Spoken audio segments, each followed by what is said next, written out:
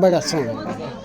हाँ कोई चीज़ थोड़ी तो नहीं नहीं नहीं थोड़ी नहीं अल्लाह दी ठीक हो वदा गया उन्होंने इसे लिए भेजा वा कि कोई चीज़ ना कटी हो